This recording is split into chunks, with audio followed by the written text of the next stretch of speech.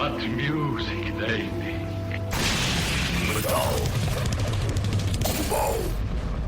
Sejam bem-vindos a mais um podcast de Metal Global. Hoje a conversa é com Billy Sherwood dos Yes, eles que têm um novo disco intitulado Aurora e que foi editado na passada sexta-feira. Antes da conversa com Billy Sherwood, não quero mais lembrar que tem a versão rádio em exclusivo na RTP Play. É passar por lá e procurar por Metal Global. Ora bem, os Yes lançaram na passada sexta-feira, dia 12 de junho, o seu 24º álbum de estúdio, intitulado Aurora. O álbum foi editado através da InsideOutMusic, SonyMusic em Portugal. Sobre o processo de criação deste novo trabalho, o guitarrista Steve Val destaca que para fazer o disco foi uma verdadeira alegria e uma oportunidade para explorar a música, sublinhando que a identidade do grupo assenta na colaboração. Alguém pode escrever uma canção, mas até que todos deem o seu contributo, não é realmente uma canção dos Yes. Nós estamos a tentar ecoar o passado, estamos a levar o espírito dos Yes em frente e a transformá-lo em algo novo. Palavras de Steve Val. Para nos trazer todos os detalhes sobre este lançamento, a conversa hoje é com o baixista da banda, Billy Sherwood. Sem mais demoras, Yes, no Metal Global. Hey man. Hey Billy, how are you? Sorry, I'm running late. I'm doing interviews back to back here today. It's a busy day then. Busy day. Very good. And the reactions. Is the audio and lighting okay? Yeah. All that stuff? Yeah, everything is fine. Yeah, I can hear you and I can see you okay. It's all good. Okay, cool. The reactions have been good so far for Aurora?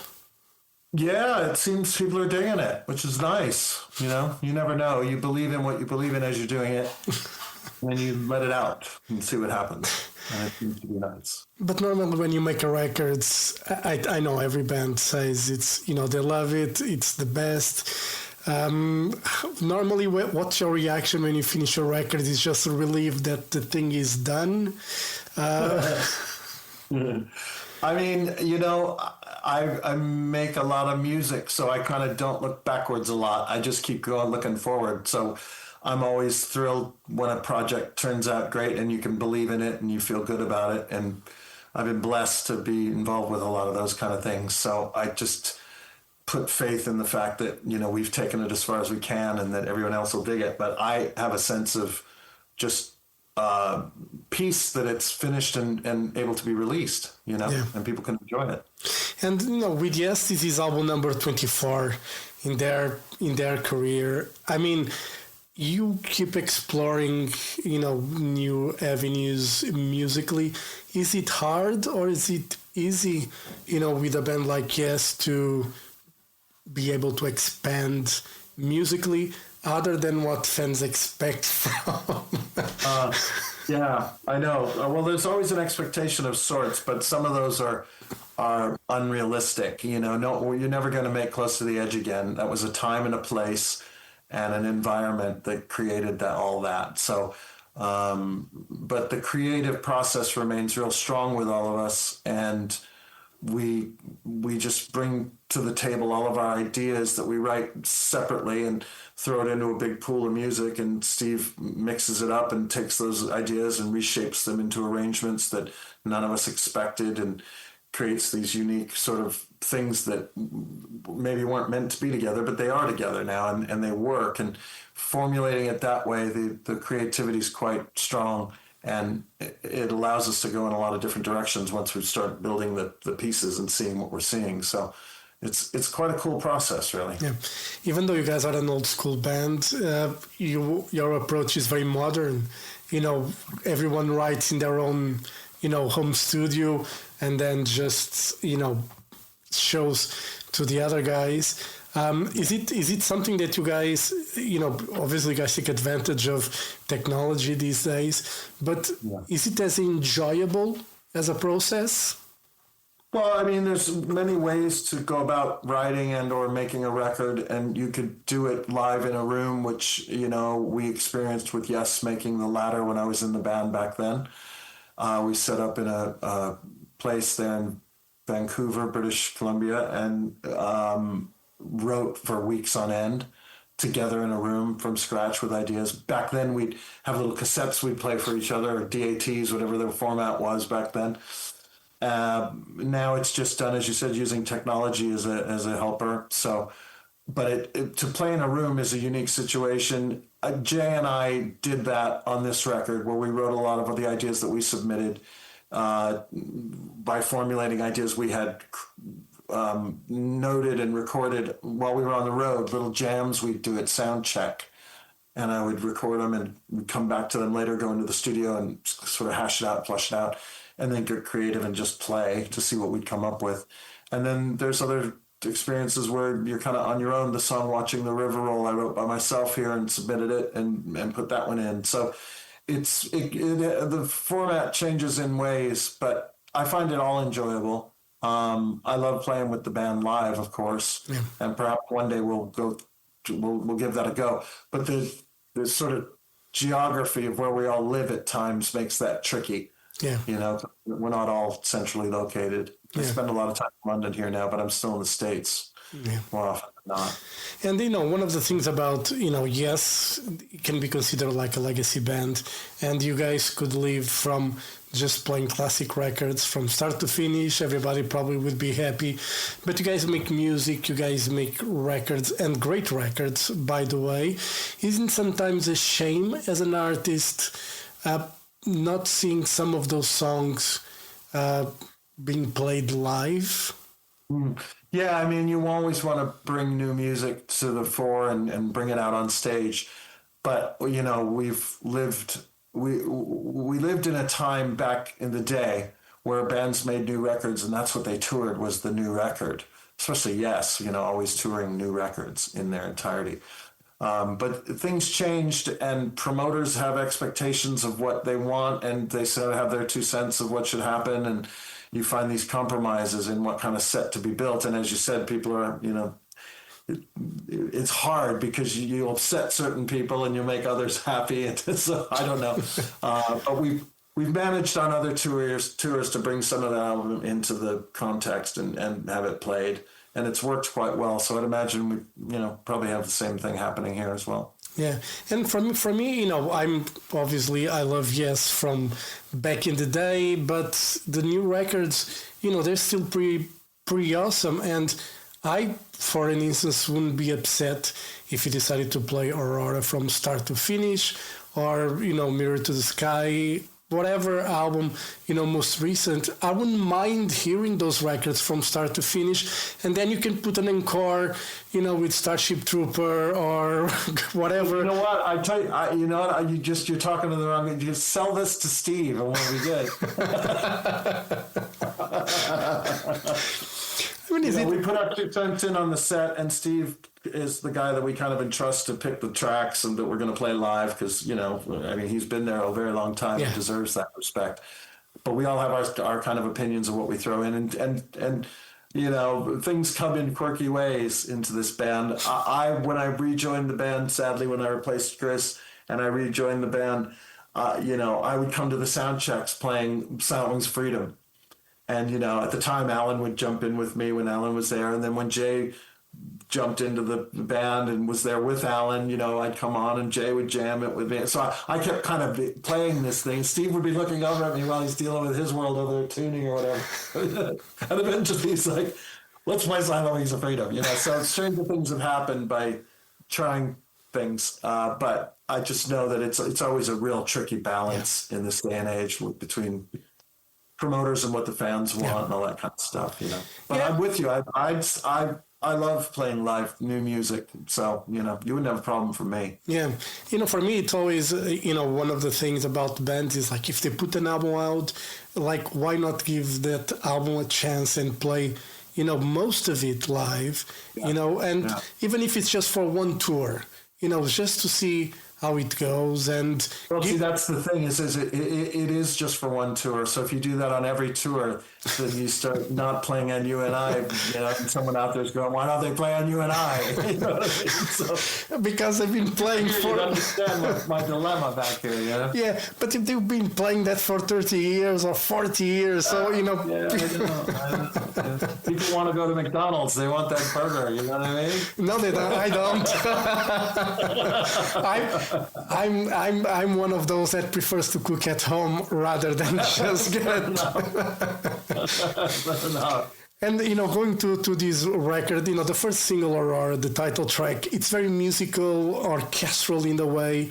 How was the process for this one, when the first idea? I mean, you mentioned that you guys put everything in one place, and then Steve kind of, goes around and put things together. But this, especially Aurora, how did it came about? Because it's very, as I said, very musical, very orchestral-like song. Well, John led the charge on that one, and he had that vision in his head, and we all kind of jumped in musically and did our thing playing-wise, and then Steve kind of imagined how this orchestra could be involved, which is quite something.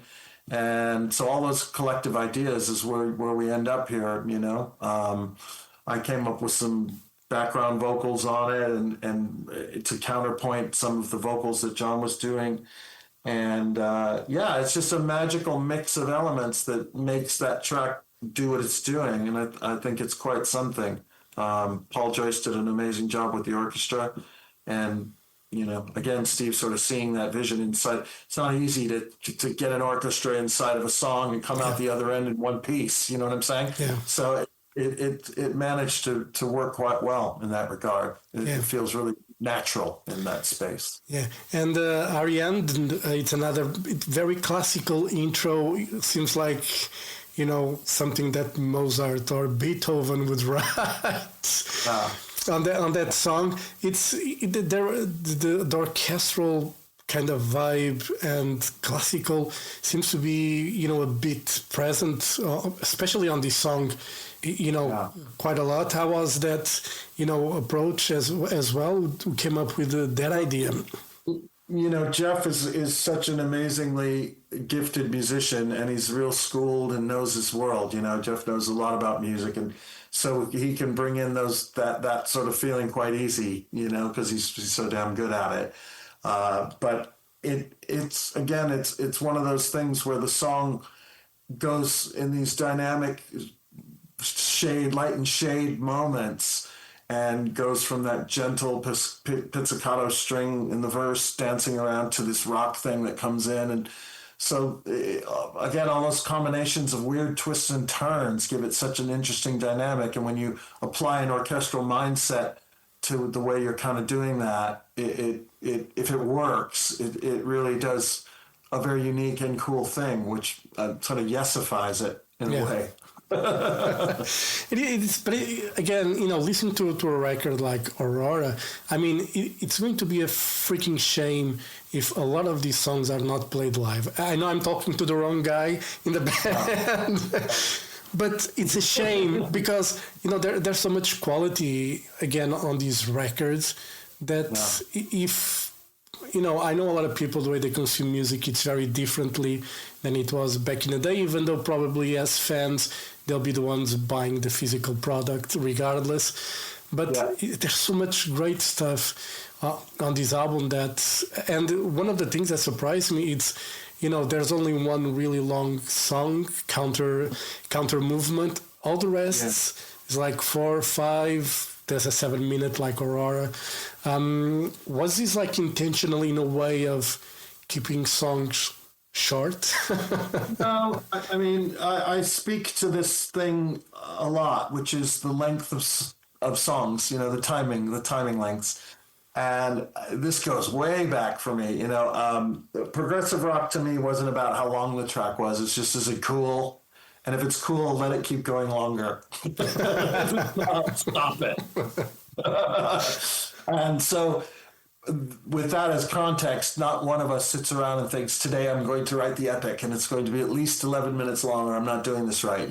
It doesn't work like that in the brain. You just write what you write. So when something's feeling good and is kind of wrapped up in 7 minutes, 5 minutes, 12 minutes, 22 minutes, you as the artist sort of creating it and the band, the five minds working on it, those things come to their natural conclusion in a way. It's not a target, in other words, to hit.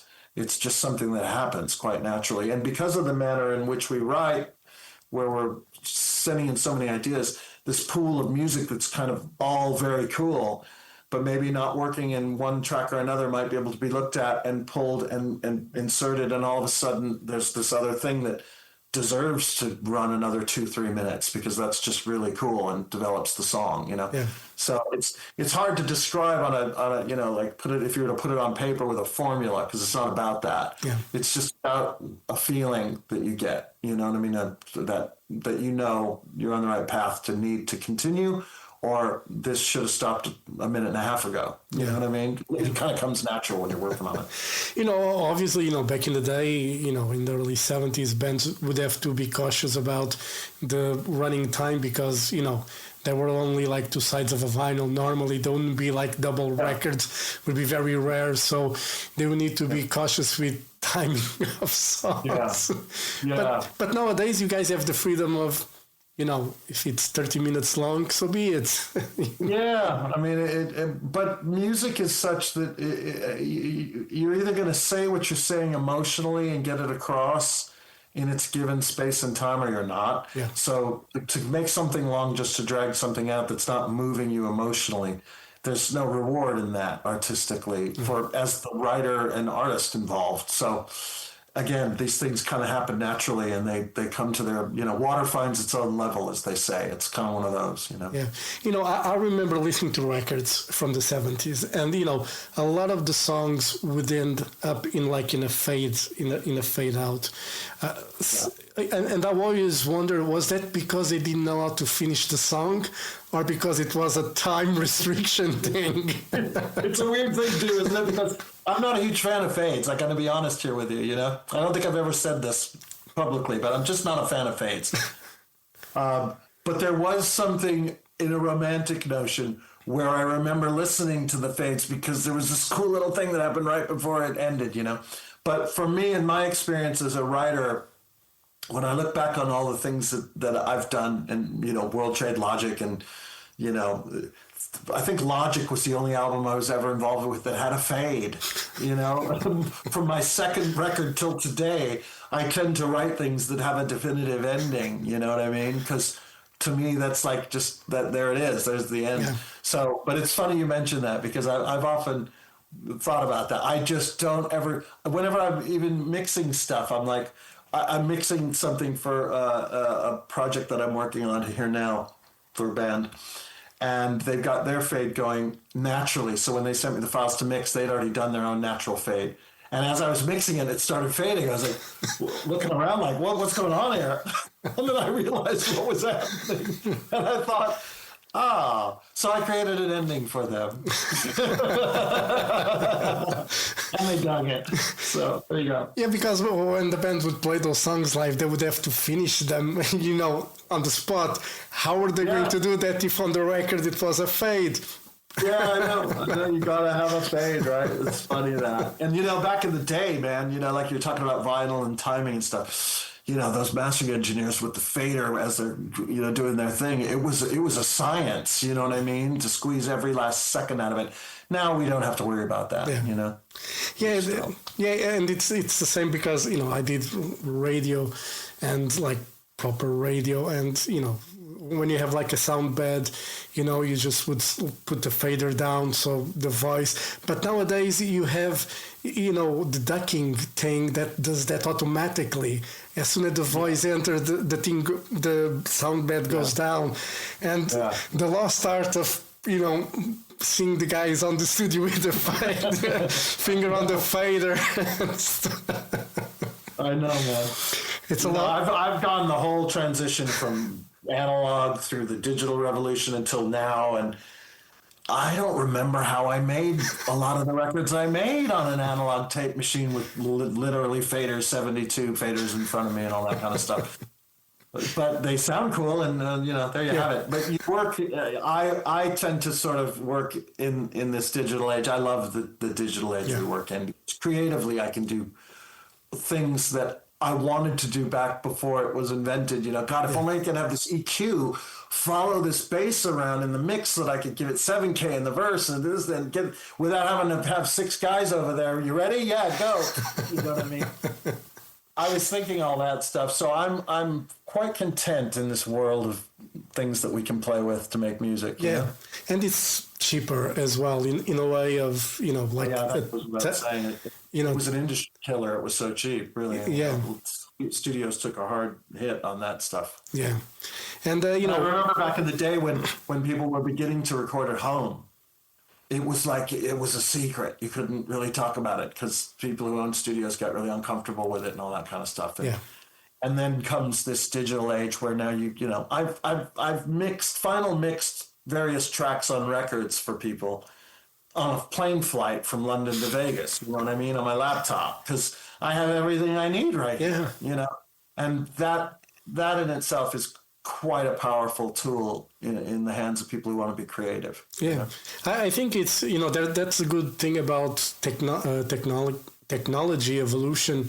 It's that you're able, like in a small laptop, you can do everything without and you can get the one thing you can't do, which I still do, is record real drums in a room and capture the ambience, capture the nuances. I don't want every snare hit to be homogenously the same. If the guy's hand goes that way or hits the drum, and I don't want to replace it with one that was like before. And I've got my own mentality of how to bridge the world from the past, the old world, let's call it, and bring in the vibe that I want, and then drop it in the new world application and go from there. And for me, that hybrid keeps the kind of thing that I like doing sonically when I'm working on records in a realm that feels like it's still being played in a room with everybody. You know what I mean? And even miking, like the drum kit or an amp or something, it still makes a difference for the sound. Oh yeah, I mean, sound is sound, and it's always going to be different in every application that you want. And you can use plugins or you can use the real thing, whatever your tastes are. But for me, working in the digital domain, it gets out of the way of my creative flow. So when I come up with an idea, I can get there really quickly with all this and then be working on the idea. And then after the idea is there, if I want to come back and think to myself, these guitars with a Marshall 4x12, this would give it a little, I'll go back and do that. But the general usage of this technology in this age we live in is so great for creativity because it just gets out of the way. You know what I mean? And some plugins are great to emulate certain sounds. I like to use the Abbey Road, the tape sound. I like just to add a slight distortion that comes with that, and I use that on my. Funny. It's like you want to get back the noises we were trying to get rid of. Yeah. I use people have no idea, but I use that on my every time I record a show. I record at home, and on the mixing I have that Abbey Road tape just to give a slight distortion to everything. And people don't notice. I don't care. I do, and I like that. That's your thing. If you hear it, and that's where you're going, that's what makes you unique and you. Yeah. We all have our thing. I remember decades ago, making a record with a band, and the drummer or whoever the bass player was says, he goes, your albums, they kind of all sound the same. And I said, in what way? What do you mean? He goes, no, I'm not talking musically, but like there's a sound that follows you. And I said, okay, is it a good thing or a bad thing? He goes, I love it. I'm like, okay, well, that's good. Because if you didn't like it and it was following me, this is a problem. And I guess what I'm saying is in the way that like Chris Squire was my bass hero and I went down that road at an early age. As soon as I started becoming an engineer and production minded and stuff, and I started really understanding what producers do and engineers do to make a record, how important they are in a process. I started keying into who are my favorite producers. And for me, like Hugh Padgham as a producer engineer is my holy grail. And, you know, as I'm always working in the studio trying to get drum sounds and stuff, I'm thinking, yeah, that's kind of feeling like Hugh. It's what I do, and I can't be Hugh, but this feels like we're in the same ballpark, at least for me, that we've hit a standard here, you know, kind of thing. So you can use the tools however you want. It still comes down to your individual tastes and how you're driving these tools and what you're doing with them. Yeah, even not telling AI, get me a Hugh Padgham drum sound and play that. I'm okay with it. Yeah, and you know, going to the studio and speaking of sound, is your sound the bass sound? Have you found the perfect sound, or are you still searching for it? No, I've long put my sound palette down because it's been created, and God, I use 2 Line 6 units, one old unit and one of the more modern Helix units. And together, those have been EQ'd and dialed in, and the effects tasty and what I like. And I've got a huge palette of different sounds and colors and spectrums that I can use, textures. And so when I'm doing bass overdubs, I've got this amazing choice options that I can use. And that sound is so refined and dialed, comes through a console that I use, an X32 Behringer, and it's all the EQs are dialed, and everything's beautiful. It's all consistent, and that rig is the same rig that I take out on the road, which goes to front of house, and they put it in the house stereo. And Bob's your uncle; it's a gorgeous thing. That same rig is what I've been recording with for decades. You know, it's what Chris and I used my rigs for when we would record the conspiracy stuff. It's on that stuff. It goes way back, circa. It goes way back there. Yeah, and so that's my world. And so I'm not often thinking, oh God, I need a new bass sound, or I need this, that, and the other, because I've got so many already, and I love my palette. And it's more like, to me, when I get a project and someone wants me to play on it, and I listen to what's happening, what's being played, the tempo, this, that, I can go to the perfect patch that's going to be working for that. You know what I mean? I've got one of my favorite things is this envelope filter that I've got, which, especially on slower, long things, when you play the note, it unfolds so nicely that it'll hold the note through the entire length of the bar, 2 bars, 3 bars, whatever it is. Whereas some of the more directy patches kind of start fading, and I don't like a fade, as we know. Yeah. So, so I have a lot of choices. Yeah. Point. And so that sound like is perfect already for mixing, because we're talking frequencies with comes with the AS record.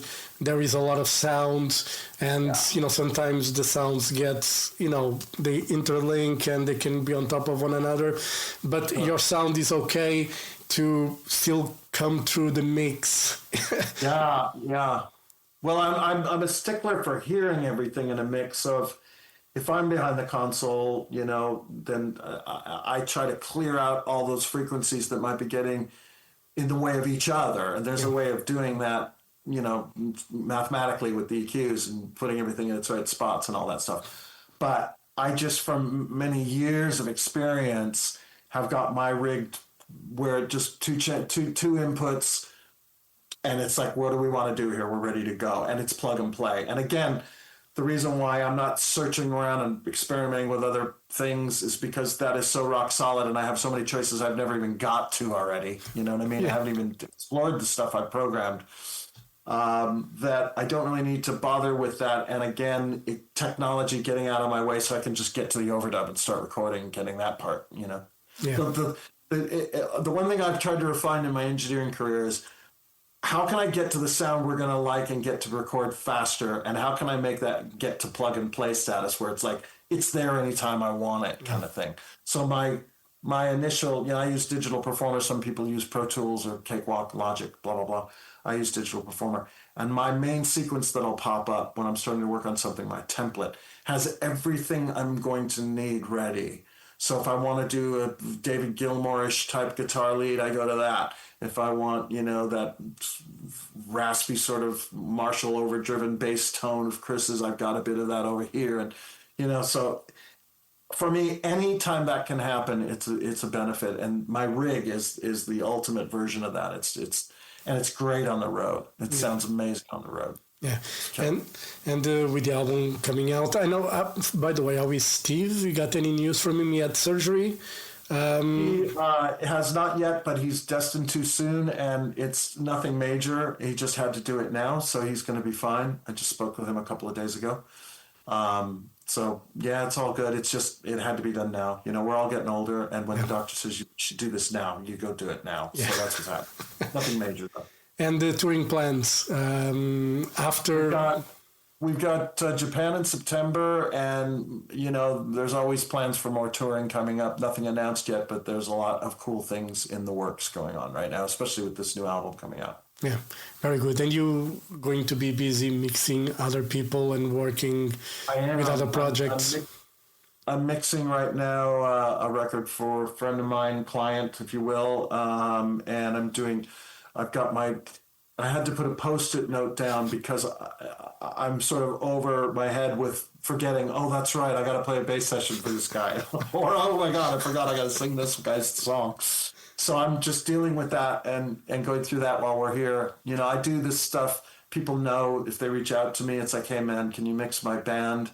It's like, sure. I try to help musicians wherever I can. I know they don't have, unlimited funds, so I'll try to work something out with them that is fair and takes care of the time I need to do it, but works within their budget. And so I end up doing a lot of various sessions while I'm not on the road, and people know I'm home, so they reach out. You know?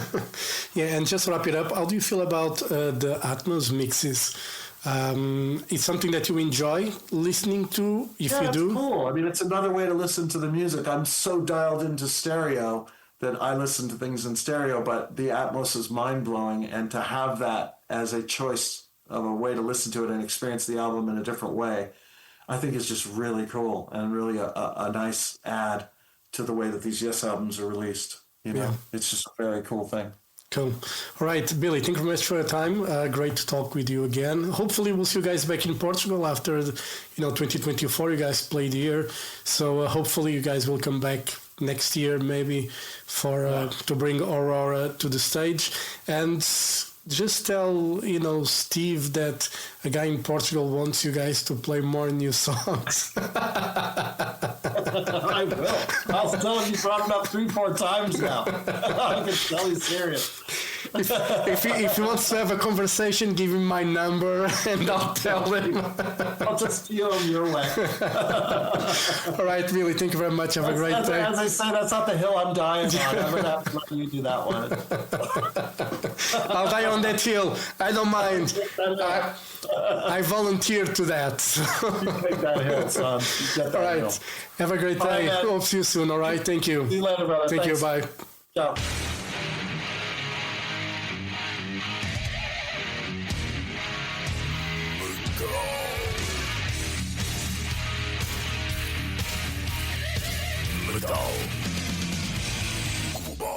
Metal Global foi conversa com o simpático baixista dos Yes, Billy Sherwood, para contar tudo sobre a novidade Aurora, o 24º álbum de estúdio dos Yes, que eles continuam de facto imparáveis, e mais um excelente disco este Aurora. E assim chega ao final deste programa. Dúvidas ou sugestões? Já sabem, é enviar e-mail jorge.botas@rtp.pt. Visitem o site metalglobal.pt e procurem pela página de fãs no Facebook. Podem me seguir no Twitter e Instagram em @mountainking, e se estão a ouvir em Apple Podcasts, Spotify ou YouTube Music, subscrevam para não perder nenhum episódio. Eu volto no próximo programa. Um forte abraço. Children of the night, you will live through the centuries to come, as I have lived. Good night. Good night.